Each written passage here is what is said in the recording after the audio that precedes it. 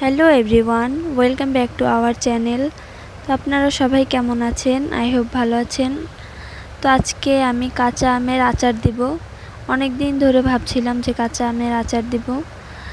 তো ফার্স্টে আমগুলো ফালি ফালি করে কেটে নিচ্ছি ছোলা সহ। দেন এটাকে আমি ভিজিয়ে রাখছি।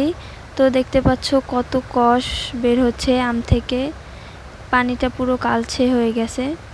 তো আমি সবগুলো আম ধুয়ে নিয়ে তারপর সিদ্ধ করতে দেব। তো সব আম ধুয়ে নিয়ে তারপর একটা পাত্রে আমি পানি দিয়ে, বেশ কিছুটা পরিমাণ পানি দিয়ে তারপর সিদ্ধ করতে দিয়েছি। তো এই যে যখন সিদ্ধ হয়ে গেছে আমার আম, সিদ্ধ হওয়ার পর আমি একটা পাত্রে ঢেলে নিয়েছি ঝাঁপিতে। তারপর আমি কড়াইতে তেল দিয়ে দিচ্ছি, সরিষার তেল দিয়ে তারপরে এখানে সরিষার তেলটা হালকা গরম হলে তারপর আমি ভাজা মশলাগুলো দিয়ে দেব। যেমন 5 ফোড়ন আমার বাসায় আগে থেকেই টালা ছিল, সেগুলো গুঁড়া করে তারপর আমরা রেখে দিয়েছি। তো তেলটা দেখতে পাচ্ছ গরম হয়ে গেছে। এখানে আমরা এখন ভাজা মশলাগুলো দিয়ে দিয়েছি। তো এটা ক্লিপ নিতে আর মনে ছিল না, তাহলে কিভাবে জানি আমি ভুলে গিয়েছিলাম। তো ভাজা মশলার ভিতরে আমি আমগুলো দিয়ে দিচ্ছি। আমগুলো দিয়ে তারপর নেড়ে চেড়ে এখানে আরও বিভিন্ন ধরনের ইনগ্রেডিয়েন্টস অ্যাড করব। তো এখানে শুকনো মরিচের গুঁড়া অ্যাড করছি, দেখতে পাচ্ছ।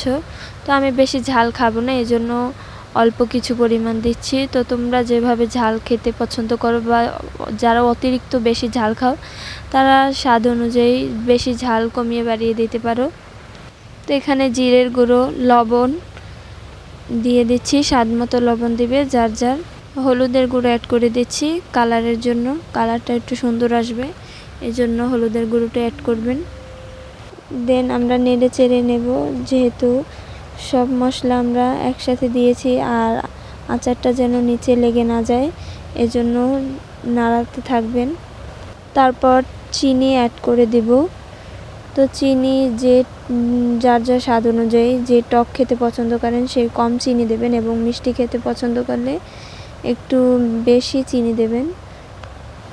তারপর সব কিছু নাড়িয়ে নিচ্ছি আবারও, যেহেতু চিনি দিয়েছি নিচে লেগে যাওয়ার ভয় আছে, এজন্য নাড়িয়ে তারপরে কিছুক্ষণ জাল করে নিলেই আচার হয়ে যাবে। তো এই আচার আপনারা আচারটা কিছুক্ষণ আসানোর পর যখন হয়ে যাবে, তখন আপনারা জারে করে তারপর সংরক্ষণ করতে পারবেন ফ্রিজে। এবং আপনারা যদি ভিনেগার দেন তাহলে এটা অনেক দিন পর্যন্ত ভালো থাকবে। যেহেতু আমি ভিনেগার দিইনি, কারণ এটা বেশি দিন থাকবে না আমাদের বাসায়, 7 দিনের ভিতরে এটা শেষ হয়ে যাবে। তো এই জন্য আমি ভিনেগার দিইনি। তো যারা বেশি দিন রাখতে চান সংরক্ষণ করে, তারা ভিনেগার দিয়ে আচারটা জারে করে রেখে দেবেন। তো এই পর্যন্তই ভিডিওটি। আল্লাহ হাফেজ, সবাই ভালো থাকবেন।